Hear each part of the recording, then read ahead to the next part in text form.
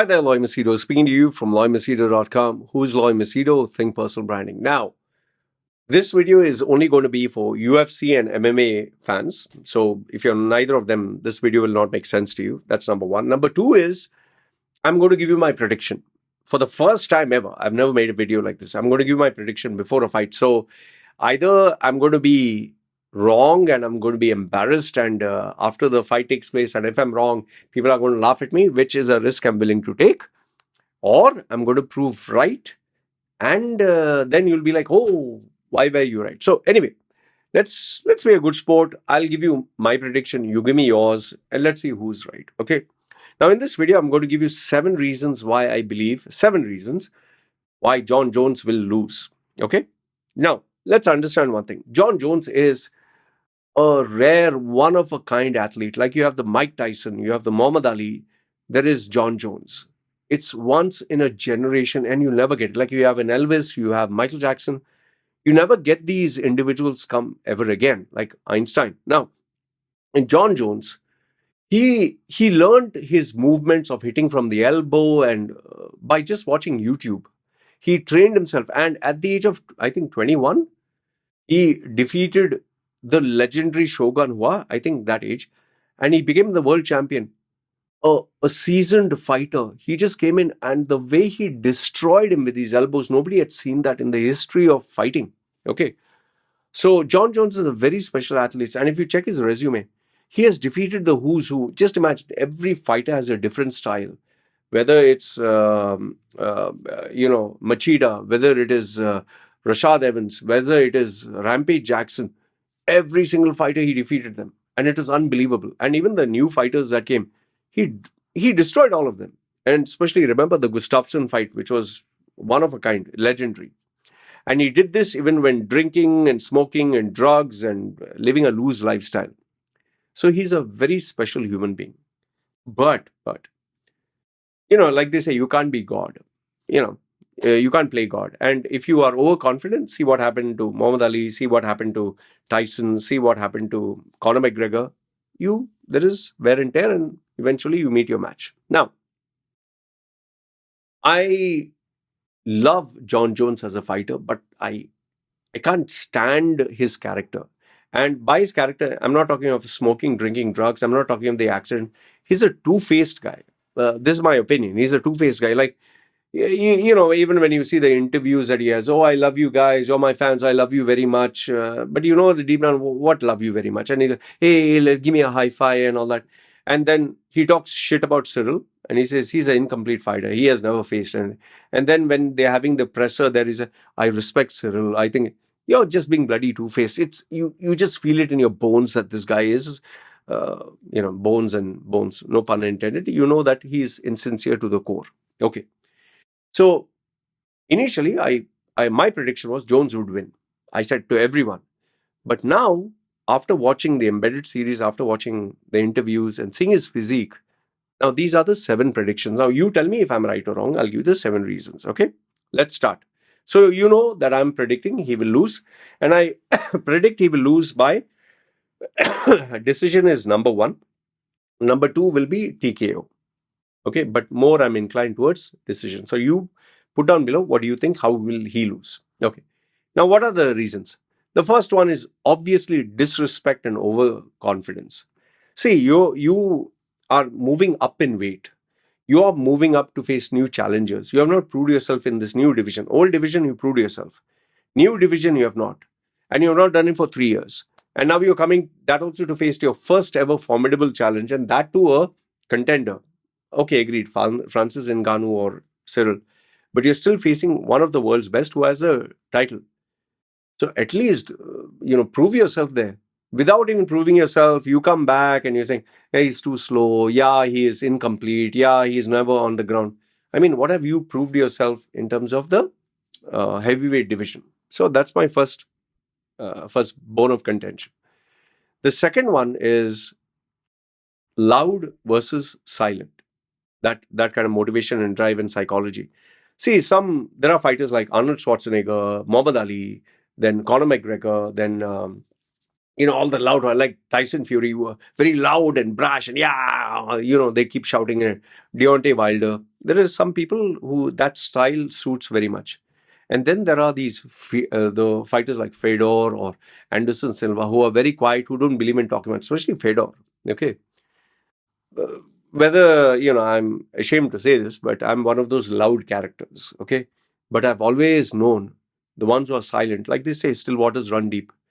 See, check the same thing with Jon Jones. Too much noise.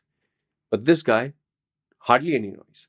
Now I know what you'll say, but hasn't he proved himself? Hasn't Conor McGregor proved himself? Yeah, people are doing that to sell tickets. And in Jon Jones, he's not naturally a Conor McGregor type. So I feel, and especially if you look at Ciryl Gane's face and during the interviews, you can clearly make out he's very angry. You can clearly make out that build up of anger inside. And he's trying not to show. I can see his eyes. I can see it through his expression. So I feel that energy that he's keeping inside will make him very alert, very sharp that day. Okay, that's second one. Number three is obviously the 3-year hiatus. See, remember, there is a thing called ring rust. The more time you take, you soften down after you just make a comeback. Okay, there are exceptions like this guy, what is his name? That announcer, yeah, that thin guy who fought with the California kid. Can't get his name right now.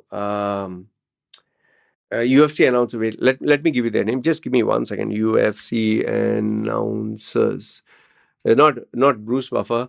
Who are the? I'll give you the name. I'll give you the name. Dominic Cruz. Dominic Cruz. Yes, Dominic Cruz is the only exception to the rule where he tore his ACL, he tore his MCL, he had to take 2 years, 3 years, 4 years, whatever hiatus. He came back and he still won, but it's very rare. Like I always tell people, exception to the rule is not the rule. So when you take, 3-year break, when you come back, you definitely become a little bit slow. And if you check Jon Jones, when he started off, he was very fast. Then he started slowing down. Like how they said, before he used to fight to win. Now, later on, it proved he is fighting not to lose. So I feel that this 3-year hiatus is going to impact it. And remember, Ciryl was hyperactive and he was preparing himself, keeping himself fresh. Okay, so that's number 3. Number 4 is obviously age.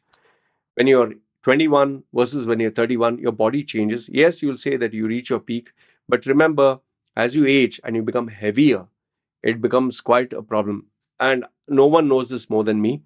I was 125 kilo. Today I'm at 70 kilos. I can literally feel it. I mean, from your sleep to the way you eat, to the way you move, even jumping, simple thing, even jumping. Tell someone who's very fat and heavy to jump versus someone who's very light. There is, it puts impact on your joints. Yeah? And age is a very big factor.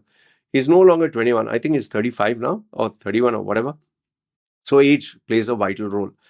Number 5 is, I told you, the joints, the wear and tear. Ciryl Gane is relatively a new fighter. Jon Jones has pushed himself to the limit all the while. So the wear and tear on his joints, the wear and tear on his muscles, the wear and tear on his body. And I'll tell you, that is a very serious thing. Huh? You might not know this, but it's like a car engine. You keep pushing it to the max. There is wear and tear, man. There is definitely.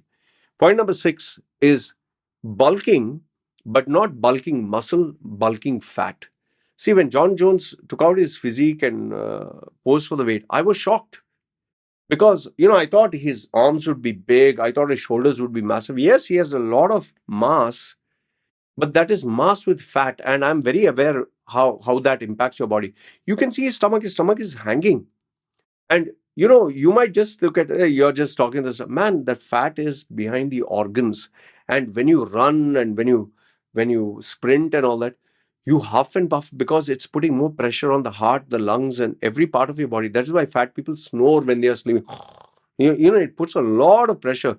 It might sound funny, but I'm telling you this, the fatter you are, the more stress it puts on the organ. And I was expecting Jon Jones to have muscle, like bulking as muscle. But if you actually look at it, it's not muscle. He looks pudgy, and that will create a big problem, especially in longer rounds.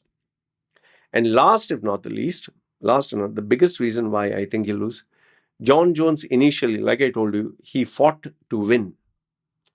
Then it became he was fighting just to not to lose, to keep his legacy. When you're young, you don't give a damn. You have nothing to lose. You do all stunts, you do creative ways to fight.